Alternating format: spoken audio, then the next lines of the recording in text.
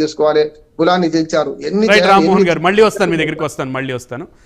తాడిశెట్టి మురళి గారు, రైట్, అమిత్ షా గతంలో మాట్లాడినటువంటి మాటలు, అమిత్ షా తిరుపతి వచ్చినప్పుడు జరిగినటువంటి సంఘటనలు, ఇవన్నీ ఒకసారి చూసుకుంటే అమిత్ షా ఆ కోపంలో లేదంటే ఆ జరిగినటువంటి సంఘటనలను బేస్ చేసుకునో టీడీపీకి ఎన్డీఏలో చోటు లేదు, టీడీపీకి శాశ్వతంగా గేట్లు మూసేసాం, మరొకసారి టీడీపీతో కలిసే అవకాశం, రాజకీయాల్లో ఎవరు శాశ్వత శత్రువులు కాదు, శాశ్వత మిత్రులు కాదు అనేది ఈరోజు తేటతల్లమైనటువంటి విషయమే. అదే చిరునవ్వులు చెందించుకుంటే ఇద్దరు పక్కపక్కన సీనియర్ నాయకులు ఇద్దరు కూడా, మోడీ చంద్రబాబు కూడా చాలా హాస్యాన్ని పంచినటువంటి విషయం మనం అందరం కూడా చూసాం. కాకపోతే ఈ అంత విభేదం ఉన్నటువంటి మీ పార్టీలు ఇప్పుడు అంత సఖ్యతగా ఉండడానికి కారణం పవన్ కళ్యాణ్ అని అంటున్నటువంటి పరిస్థితుల్లో అవునంటారా కాదంటారా? మురళి గారు.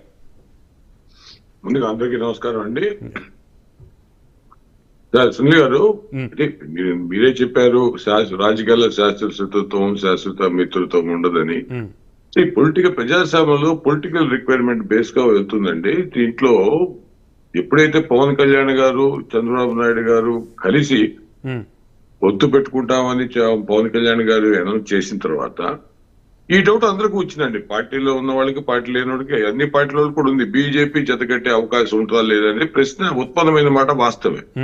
మీరు చెప్పినట్టుగా గతంలో జరిగినటువంటి సంఘటనలు కానివ్వండి, మా వర్డ్స్ ఎక్స్చేంజ్ అవడం వల్ల కానివ్వండి, బీజేపీ వాళ్ళు తెలుగుదేశం వాళ్ళని కించపరచడం మాటతో ఇంటి రాజకీయాల్లో జరుగుతున్న అంశాలను భాగంగా సాధ్యమా అసాధ్యమా అని ప్రతి రాజకీయ నాయకుడు ప్రశ్నించినటువంటి సందర్భంలో మరి పవన్ కళ్యాణ్ గారు ఆ రోజుల్లో కూడా ఖచ్చితంగా చెప్పారు, నేను బీజేపీ పెద్దలతో మాట్లాడతాను, వారిని కూడా కలుపుతాను అని అందరినీ ఆశ్చర్యపరిచారు ఆయన.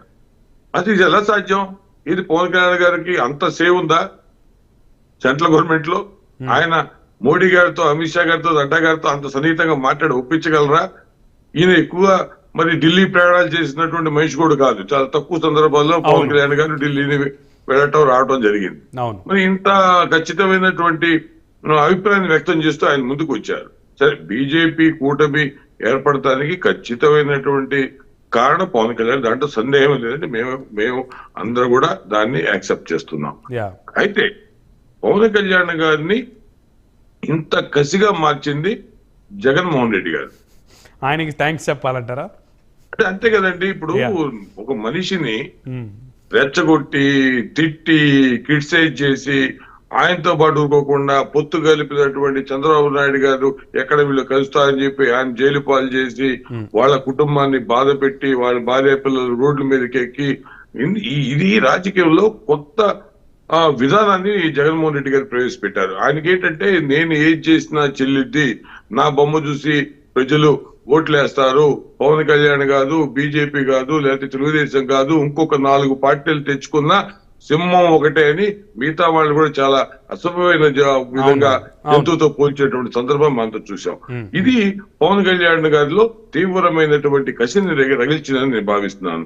అదేవిధంగా మా పార్టీ తెలుగుదేశం పార్టీలో కూడా ప్రతి ఒక్క కార్యకర్త కూడా దీన్ని చాలా సీరియస్ గా తీసుకొని, దీని ఏంటి ఈ అహంభావం, దీనికి అందరూ కలిసి పనిచేయాలనే ఒక కూటమి ఏర్పడటానికి జగన్మోహన్ రెడ్డి గారు కూడా కారణం అండి. దీంట్లో అతను అహంభావం, అతనికి ఉన్నటువంటి గర్వం, మదం ఏం చేసిందంటే అందరినీ కలిసి కసిగా పనిచేసే విధంగా చేసింది. ఆ పనిచేసే విధానంలో అండి ప్రజలు కూడా ఎవరు హర్షించలా. ఎందుకు పెద్దాన్ని ఈ రకంగా హింస పట్టాల్సిన అవసరం మరి జగన్మోహన్ రెడ్డికి ఉందా? ఒక సినీ నటుడైనంత మాత్రాన అతన్ని దత్తపుత్రుడని లేదా వాళ్ళ భార్యల గురించి ప్రస్తావిస్తూ, ఆ కుటుంబాన్ని ప్రస్తావిస్తూ హింస పెట్టారండి. ఎన్ని కూడా ప్రజలు ఒక్క దెబ్బకి జగన్ గోప గుయ్యమనిపించారండి. దీంట్లో ఎవరి గొప్పతనం ఏంటనేది మనం పక్కన పెడితే ఇది ప్రజా విజయం అండి. ప్రజలు గెలిచారు. అవును, ప్రజలు గెలిపించారు, ప్రజలు గెలిచారు, ప్రజలు తీర్పునిచ్చారు. రైట్ మురళి గారు తీర్పిచ్చారు సార్. దీంట్లో సార్ ఒకటే పవన్ గారికి క్రెడిట్ ఇవ్వాలండి. అదే విధంగా మా చంద్రబాబు నాయుడు గారికి, లోకేష్ బాబు కూడా మనం క్రెడిట్ ఇవ్వాలి, మోడీ గారికి క్రెడిట్ ఇవ్వాలంటే ఇది అందరూ సంయుక్తంగా చేసింది. కారణం ఇదంతా ఏర్పడటానికి పవన్ కళ్యాణ్ గారు కాబట్టి గేమ్ చేంజర్ పవన్ కళ్యాణ్ గారు అని చెప్పుకోవచ్చు అండి. Right, thank you.